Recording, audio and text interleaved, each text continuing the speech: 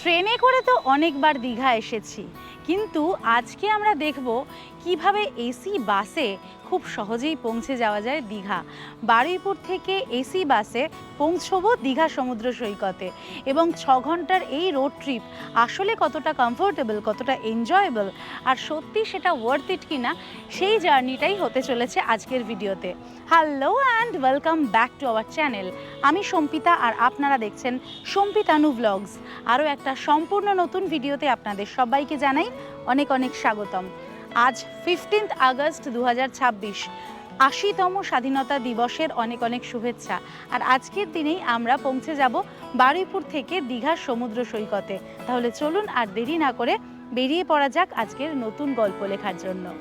দীঘাগামী বাসের জন্য আজকের যাত্রা শুরু হচ্ছে বারুইপুর ফুলতলা থেকে। আর যোগাযোগের দিক থেকেও জায়গাটা বেশ সুবিধাজনক। ক্যানিং স্টেশন থেকে 23 কিলোমিটার, চাম্পাহাটি থেকে 8, বারুইপুর রেল স্টেশন থেকে 4.5 আর শাসন রোড থেকে মাত্র 3 কিলোমিটার দূরে অবস্থিত। যে কোনো দিক থেকেই আপনি সোজা চলে আসবেন ফুলতলা 1 নম্বর গেটে। খুব স্পেশাল একটা দিনে দারুণ স্পেশাল একটা জায়গায় আমি যাচ্ছি। আজ 15ই আগস্ট 2026, ভারতবর্ষের 80তম স্বাধীনতা দিবস। আর এখন ঘড়িতে সময় ঠিক 5টা 40। প্রত্যেক দিন এই বাস ছাড়ে ভোর 5টা 40-এ। দেরি না করে আমরা বাসে উঠে পড়ি। তারপর আজকের এই ভিডিওতে থাকছে এই সম্পূর্ণ বাস যাত্রার সমস্ত গল্প। সঙ্গে থাকুন। চলুন এবার বাসের ভিতরটা দেখে নিই। ভেতরটা হচ্ছে এরকম। সামনে এই ছোটো কম্পার্টমেন্টটা রয়েছে, এইখানে ড্রাইভার দাদা এবং তার সব সহকর্মীরা বসে রয়েছেন, সহায়তাকারীরা। আর বাসের ভেতরের ইন্টারফেসটা হচ্ছে এই রকম 3:2। একদিকে 3টে সিট রয়েছে আর একদিকে 2টো সিট রয়েছে। আর সিটের নাম্বারগুলো এইখানে এরকম লাইটের মাধ্যমে জ্বলছে, আপনি বুঝতে পারবেন। যখন বুক করবেন এই নাম্বারটাই আপনি পাবেন। ওপরে লাগেজ রাখবার জন্য বা আপনাদের ব্যাগপত্র রাখার জন্য যথেষ্ট স্পেস দেওয়া হয়েছে। মানে স্পেসটা কতটা বড় বোঝানোর জন্য আমি দেখাচ্ছি। এইখানে কিন্তু আমাদের লাগেজগুলো পুরো তুলে দেওয়া হয়েছে, ঠিক আছে। এখানে এসি ভেন্ট রয়েছে দেখতে পাচ্ছি। ইতিমধ্যে বাস কিন্তু চালু হয়ে গেছে, ওরা আমাদের জন্যই দাঁড়িয়েছিল। আমরা জাস্ট এলাম আর বাসটা চালু হয়ে গেছে। ফুলতলা থেকে রওনা দিয়ে আমাদের প্রথম স্টপেজ বারুইপুর 218 বাস স্ট্যান্ড। এখান থেকেই একে একে যাত্রীরা বাসে উঠতে শুরু করলেন, আর তাদের নিয়েই জমে উঠল আমাদের দীঘার পথের এই বাস যাত্রা। এটাই হলো আমাদের বারুইপুর ফ্লাইওভার। শুধু একটা যাতায়াতের রাস্তা নয়, বারুইপুরবাসীর কাছে এটা অনেকটা গর্বের প্রতীক।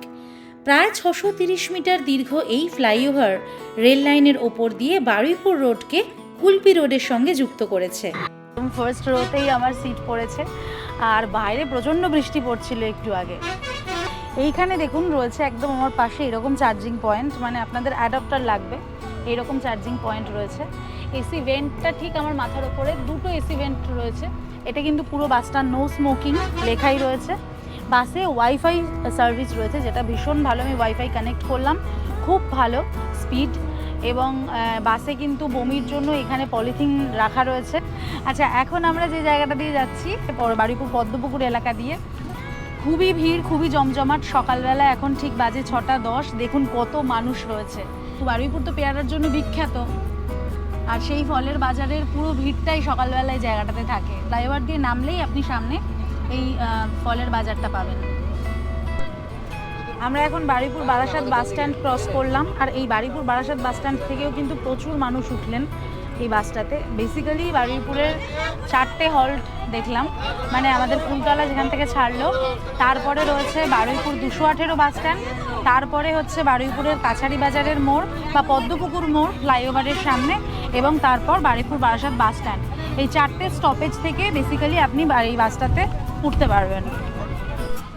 এটা যেমন খাস মল্লিক মোড়, এবং এখান থেকেও কিন্তু অনেক মানুষ উঠছেন এই বাসে। মানে নির্দিষ্ট স্টপেজেই কিন্তু বাসটা থামছে, সেখান থেকে আপনি উঠতে পারবেন না।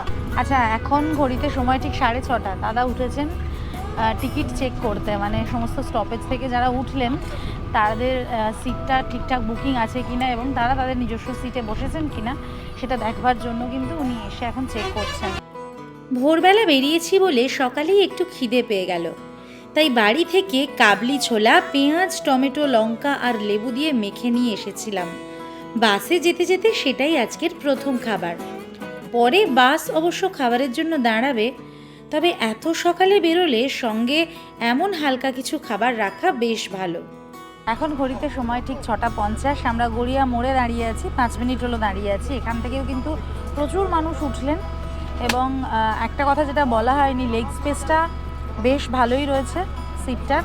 আর একটা জিনিস যেটা দেখলাম যেতে যেতে, এটার কিন্তু পুশব্যাক রয়েছে, মানে প্রত্যেকটা সিটের সাইডে এরকম রয়েছে, যেটা এই লিভারটা রয়েছে, এই লিভারটা প্রেস করলে সিটটা এরকম পিছন দিকে হেলে যাবে। মানে আমি দেখছি আবারটা, এই যে, হ্যাঁ এই যে এইরকম হয়ে গেলে তাহলে ভালো রেস্টও নেওয়া যাবে, কমফর্টেবল একটু ঘুমিয়ে পড়তে পারবেন। এটা কিন্তু খুব ভালো। আচ্ছা, গড়িয়াতে এসে কিন্তু আপাতত আমাদের বাস 50%-এর বেশি ভরেই গেছে। গড়িয়া থেকে আমাদের বাস কিন্তু ডান দিকে বেঁকে গেল। এখন আমরা এসি মল্লিক রোড ধরে যাচ্ছি যাদবপুরের দিকে, মানে নাকতলার বা বাঁশড্রোনির রাস্তাটা আমরা ধরলাম না।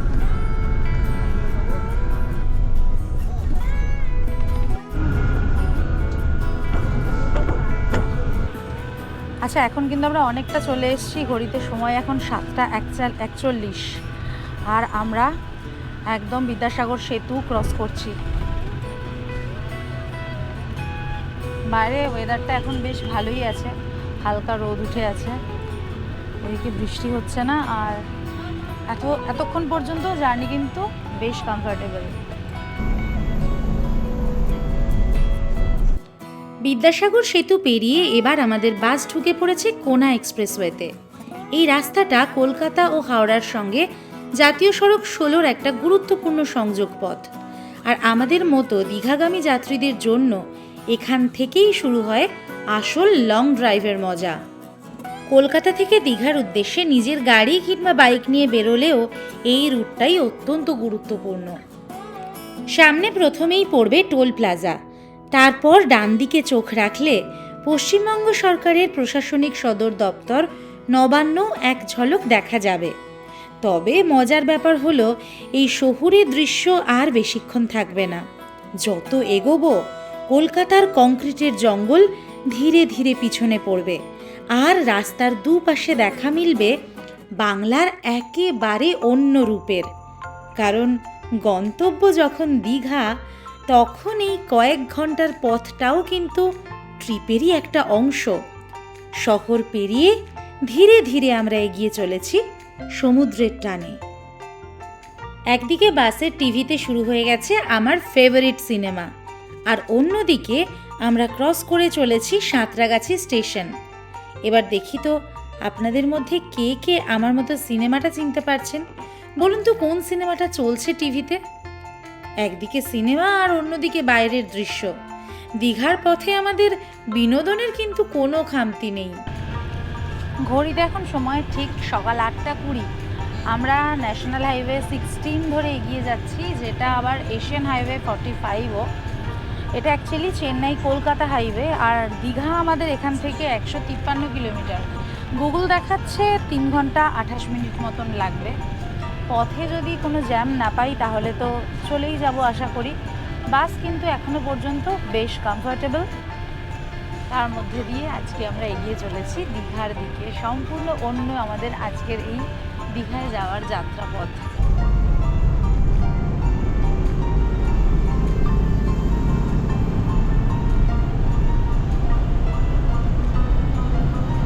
এই বাসে টোটাল সিট ক্যাপাসিটি হচ্ছে 72, আর পুরো বাসের ইন্টেরিয়রটায় কিন্তু সিসিটিভি ক্যামেরা রয়েছে। তো সিসিটিভি ক্যামেরা দ্বারা পুরো সংরক্ষিত জায়গাটা।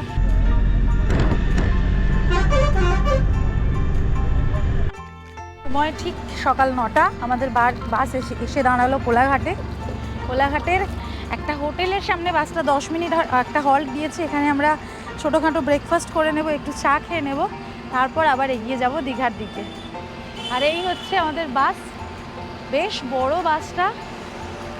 এদের নিজস্ব ওয়েবসাইট রয়েছে বাসের গায়ে।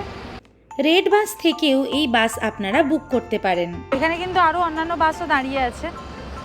প্রত্যেকেই যাবার পথে এই জায়গাটাতে এসে হল্ট দেন টিফিনের জন্য। তাজপুর যাওয়ার সময় আমরা যে বাসে গিয়েছিলাম ওটা স্লিপার বাস ছিল, সেই বাসও কিন্তু আমাদের এখানেই দাঁড় করিয়েছিল, আর এখান থেকেই আমরা তখন চা খেয়েছিলাম। এদের চাটা ভালো।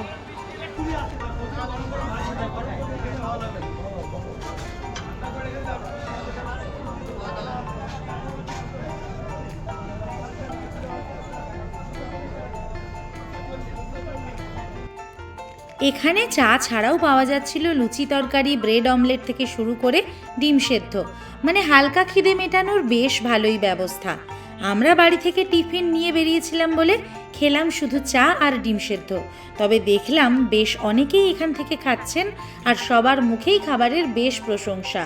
খাওয়া দাওয়া সেরে আবার শুরু হলো আমাদের যাত্রা। এবার পেরিয়ে এলাম কোলাঘাট ব্রিজ, যার নিচ দিয়ে বয়ে চলেছে রূপনারায়ণ নদী।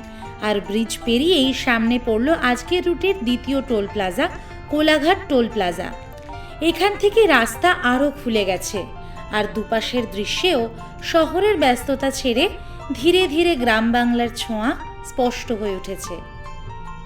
এখন ঘড়িতে সময় 10:15। আমরা কোলাঘাট ছেড়ে অনেকক্ষণই রওনা দিয়েছি। এখন আমরা নন্দকুমার বাস স্ট্যান্ড ক্রস করছি। এখানে একটু হালকা জ্যাম রয়েছে, বাইরের ওয়েদারটাও এখন ভালো রয়েছে। আর এখানে চারিদিকে আজকে স্বাধীনতা দিবস উদযাপন করা হচ্ছে, এইটা আমাদের আজকের যাত্রাকে আরও অনেক বেশি স্পেশাল করে তুলেছে। এইভাবে 15ই আগস্টের দিন সকালবেলা কোথাও ঘুরতে যাচ্ছি জীবনে প্রথমবার, মানে ঘুরতে চলে গেছি, সেখানে সাইট সিং করেছি, তার আগের দিন গেছি, এরকম হয়েছে। কিন্তু 15ই আগস্টের দিন সকালবেলা বাড়ি থেকে বেরিয়ে বেড়াতে যাচ্ছি এই প্রথমবার জীবনে, এবং প্রথমবার জীবনে বাসে করে দীঘা যাচ্ছি। দারুণ একটা অভিজ্ঞতা হচ্ছে। এরপর আমাদের পথে পড়ল হলদি নদীর ওপর মাতঙ্গিনী ব্রিজ। নিচে শান্ত নদীর জল, মাথার ওপর মেঘে ঢাকা আকাশ, আর দুপাশে বর্ষার সবুজে মোড়া নরঘাট। পুরো দৃশ্যটাই যেন একেবারে ছবির মতো। আর দিনটাও যে স্বাধীনতা দিবস, তাই এই সবুজ নীল বাংলার পথ ধরে এগিয়ে যাওয়ার অনুভূতিটাও যেন একটু বেশি আপন।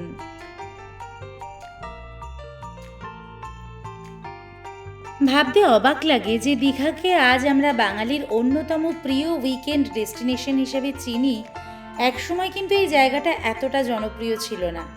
দীঘার পুরনো নাম ছিল বীরকুল, আর ধীরে ধীরে এখানকার সমুদ্র সৈকতকে ঘিরেই গড়ে ওঠে পর্যটন কেন্দ্র। আজ কলকাতা থেকে ছুটির দিনে একটা বাস, একটা গাড়ি কিংবা একটা বাইক নিয়ে বেরিয়ে পড়লেই কয়েক ঘন্টার মধ্যেই সমুদ্রের সামনে পৌঁছে যাওয়া যায়। তাই দীঘা যেন শুধু একটা ডেস্টিনেশন নয়, বাঙালির ছোটবেলার বেড়ানো, বন্ধুদের সঙ্গে আড্ডা, পরিবারের ছুটি আর সমুদ্রের ধারে একটু মন ভালো করার সঙ্গে জড়িয়ে থাকা একটা আবেগ। আর সেই আবেগের টানেই তো আজ আমরাও ছুটে চলেছি কলকাতা থেকে দীঘার পথে।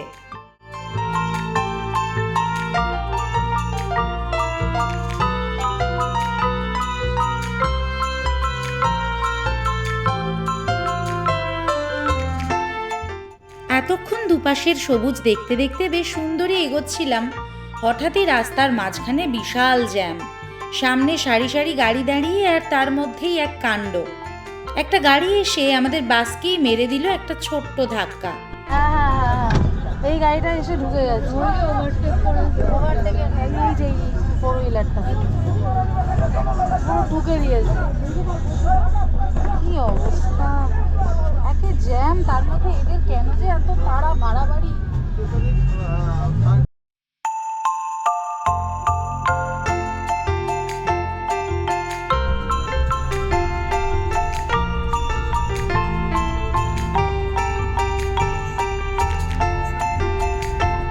আমরা পিছাবনিতে এসে পৌঁছেছি, 12:22 হয়েছে। রাস্তায় প্রচণ্ড জ্যাম ছিল, যার জন্য গাড়িটা একটু লেট হয়ে গেছে। আর সামনেই আছে চাউলখোলা। যদি আপনারা মন্দারমণি যেতে চান, সেক্ষেত্রে আপনাদেরকে এই চাউলখোলায় নেমে অটো বা টোটো ধরতে হবে বিচে যাওয়ার জন্য।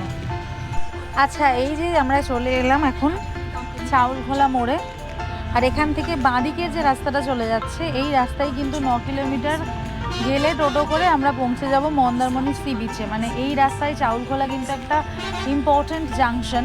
আপনারা যারা মন্দারমণি যেতে চাইছেন তারা এই জায়গাতে নেমে যাবেন। এখানে দেখুন বাঁদিকে এই টোটো স্ট্যান্ডটা রয়েছে, এখান থেকে টোটো নিয়ে এই রাস্তা দিয়ে সোজা চলে গেলেই মন্দারমণি সি বিচে একদম পৌঁছে যাবেন। এখান থেকে দীঘার দূরত্ব আরও প্রায় 22 কিলোমিটার মতন। এখন দেখি যে আমাদের এই রাস্তাটা যেতে আর কতটা সময় লাগে। ঘড়িতে এখন সময় ঠিক 12:35।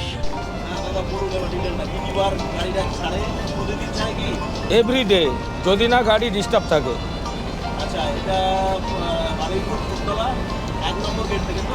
একদম। বারুইপুর থেকে উঠে কেউ একদম দীঘা পর্যন্ত যান, সেক্ষেত্রে ভাড়া কত? নর্মাল ভাড়া আছে 450 টাকা। এরপরে ডে অনুপাতে ওকেশন অনুযায়ী ভাড়া আপ ডাউন হয়। আচ্ছা, বুকিংটা কি মানে কেউ যদি অফলাইন করতে চায় করতে পারে কি? অফলাইন, অনলাইন, রেড বাস, অভিবাস সবে পাবেন। আচ্ছা, অফলাইন করতে চাইলে আপনাদের আমাদের সঙ্গে যোগাযোগ করতে হবে আমাদের নাম্বারে, কন্ট্যাক্ট নাম্বারে। সেই নাম্বারটা কি বলা যাবে? মনে আছে আপনার? আমাদের নাম্বার হচ্ছে 6291-797163, রূপম পরিবহন। মোটামুটি কতদিন আগে থেকে যোগাযোগ করা দরকার আপনাদের সাথে? ওকেশন ডে ছাড়া আপনি 2-3 দিন আগে থেকে বুক করতে পারেন। আর রেড বাসের জন্য তো বলতে রেড বাস যখন ইচ্ছে সেটা কাস্টমার নিজের ইচ্ছে মতো করতে পারে। রেড বাস, অভিবাস ওটা প্যাসেঞ্জার তার নিজের ইচ্ছে মতো বুকিং করতে পারে। আর এই বাস মোটামুটি কতদিন হলো চালু হয়েছে? এটা রিসেন্ট এই 2 থেকে 2.5 মাস হলো বয়স। মোটামুটি যদি জ্যাম না থাকে তাহলে সময় কেমন লাগে বারুইপুর থেকে দীঘা? বারুইপুর থেকে দীঘা সময় লাগে 5.5 ঘন্টা, যদি না জ্যাম থাকে। কারণ আমার গাড়ি ধর্মতলা ঢোকে না, ডাইরেক্ট সেকেন্ড ব্রিজ দিয়ে বেরায়। বারুইপুর থেকে টাইম কটায়? বারুইপুর থেকে টাইম আমার 5টা 20। এবার লেট 2-5 মিনিট হতে পারে রাস্তা অনুপাতে। আর দীঘা থেকে আবার ছেড়ে আসে কটায়? দীঘা থেকে ছাড়ি আমি 2:50, আউট হই 3টে। মোটামুটি এই বাসে যারা মন্দারমণি, তাজপুর, শঙ্করপুর যেতে চান তারাও তো নিশ্চয়ই একই বাস, একই রুট। হ্যাঁ, চাউলকলা নেবে। মন্দারমণি যেতে হলে চাউলখোলাতে আপনাকে নামতে হবে, তাজপুর যেতে হলে বালিসাই নামতে হবে, তারপরে বাকিটা দীঘা। ওল্ড দীঘা, নিউ দীঘা, যেখানে খুশি সেখানে নামতে পারে। আমাদের গাড়ি লাস্ট পয়েন্ট পর্যন্ত যায়। খুব ভালো দাদা, আপনার নামটা বলুন। আমার নাম বাবু। আচ্ছা, ওই নাম্বারে ফোন করলে কাজে পাওয়া যাবে? ওইটা আমাদের নিজস্ব গাড়ির নাম্বার। এই মুহূর্তে কেন ওর মাধ্যমে বুকিং করুন। একদম, যেই থাকুক না থাকুক ওই নাম্বারে কল করলে কল অ্যাটেন্ড হবে। নিজস্ব ওয়েবসাইট আছে, সেখান থেকে বুকিং করুন। www.rupamporibohan.com। থ্যাংক ইউ, অনেক ডিটেল দিলেন। আশা করি আমাদের মতো সাধারণ যাত্রীদের খুব উপকার হবে। আর ট্রেনে তো সাউথ ইস্টার্ন রেলওয়েজে এখন মারাত্মক লেট করে। সকালের ট্রেন রাত্রে গিয়ে পৌঁছবে। সকালের ট্রেন রাতে গিয়ে পৌঁছায়, তাতে কারোর কোনো অভিযোগ থাকে না। কিন্তু আমাদের এই রাস্তায় যদি 5 মিনিট লেট হয় তাতে অনেক অভিযোগ পড়ে। এই হচ্ছে আমাদের মানে মোটর ভেহিকেলসের ডিটেলস। তবে যে আমাদের যেখানে ব্রেকফাস্ট বা টিফিন করতে পারে মানুষ। ওটা আমাদের পজিশন দেখে যেখানে সুযোগ সুবিধা হবে সেখানে দাঁড়ায়। কখনো কোলাঘাট, কখনো আমাদের বেশিরভাগ টাইম নিমতৌড়ি, নারিকেলদা একটা পার্কিং আছে, ওইখানটায় দাঁড়ানো হয়। ওখানে ভালো বাথরুম, টয়লেট আছে, টিফিন সেন্টার আছে। বেশিরভাগ সময়টা ওইখানে দাঁড়াই।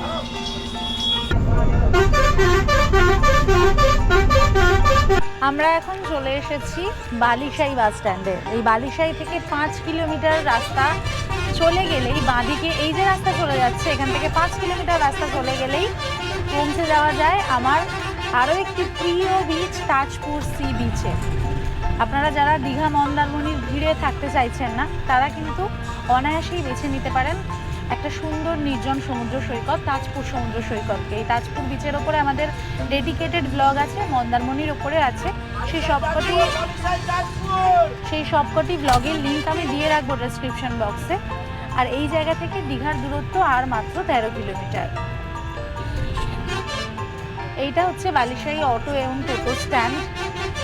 যারা রাত্রের দিকের গাড়িগুলিতে আসবেন এইখানেই আপনাদেরকে নামাবে, আর এখান থেকেই আপনাদেরকে টোটো বা অটো নিয়ে তাজপুর বিচের দিকে যেতে হবে।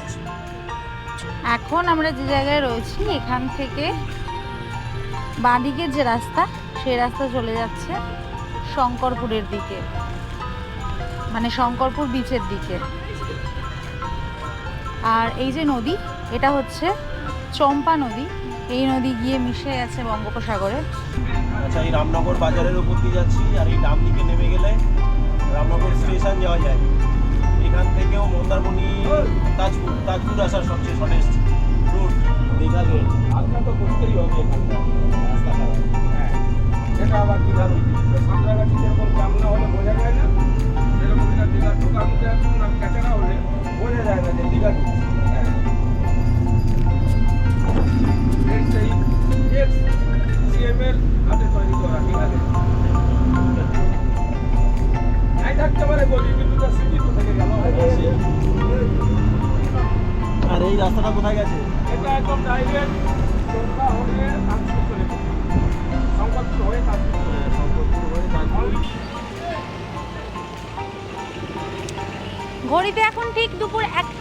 চলো আমরা নেমে পড়লাম ওল্ড দীঘাতে শনি মন্দির বা বিপত্তারিণী মন্দিরের ঠিক উল্টো দিকে সৈকত আবাসের পাশের গলির সামনে।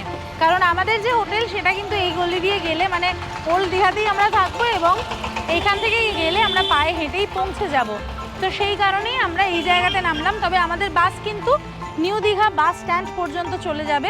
যদি আপনারা নিউ দীঘায় হোটেল বুক করেন সেক্ষেত্রেও চিন্তার কোনো কারণ নেই, আপনারা নিউ দীঘাতে গিয়েও নামতে পারবেন।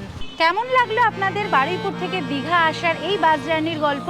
ভিডিওটা ভালো লাগলে একটা লাইক করে দেবেন, কমেন্টের মাধ্যমে আপনাদের মূল্যবান মতামত আমাদেরকে জানাবেন, শেয়ার করে নেবেন সকলের সাথে। আর অবশ্যই অবশ্যই অবশ্যই সাবস্ক্রাইব করতে ভুলবেন না সম্পিতানু ব্লগস অন ইউটিউব। প্রতি শনিবার ঠিক সন্ধ্যে 7:30টায় নতুন একটি করে ভিডিও নিয়ে আমরা থাকি আপনাদের অপেক্ষায়। তাই আমাদের সাথে থাকবেন, আমাদের পাশে থাকবেন। দেখা হচ্ছে খুব তাড়াতাড়ি। Till then take care and bye by.